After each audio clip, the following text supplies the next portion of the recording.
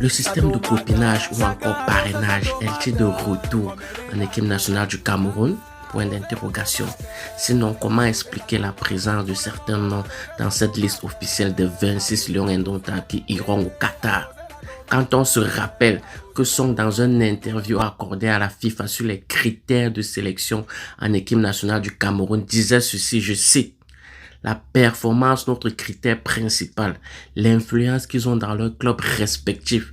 Nous devons présenter un groupe compétitif à la hauteur de nos attentes et nous n'avons plus le temps. La Coupe du Monde va arriver très vite. Après ces dits, comment donc expliquer la présence de Nicolas Nkoulou au détriment de Michel Ngande, qui lui performe dans un club compétitif en championnat belge et en Europa League? Et ce qu'il y a de plus scandaleux dans cette liste, c'est le manque cruel de cohérence sur le fond et même la forme, mais également le refus catégorique de Rigobert Song et son staff technique de justifier leur choix.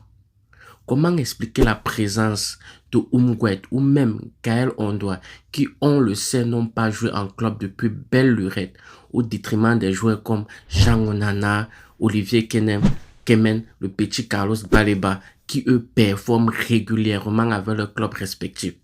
Et cerise sur le gâteau, Song décide d'amener deux joueurs locaux au détriment d'un joueur comme Kanago qui est actuellement très décisif et affiche de très bonnes performances en Ligue 1 et même en Europa League. Et à titre de rappel, c'est grâce à lui que Nantes a pu se qualifier pour le prochain tour de l'Europa League.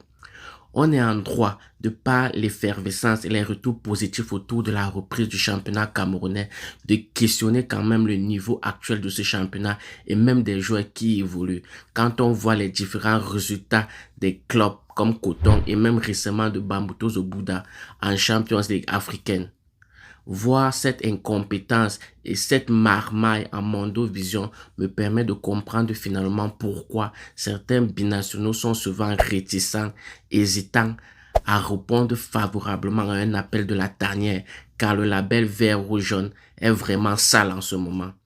En message de fin, je m'adresse au staff de l'équipe nationale du Cameroun et même à la FECAFOOT en leur disant de respecter les joueurs de foot et aussi de respecter les supporters, car l'équipe nationale appartient à l'État du Cameroun et par ricochet appartient à tous les Camerounais. Vous nous devez la compétence et rien que la compétence.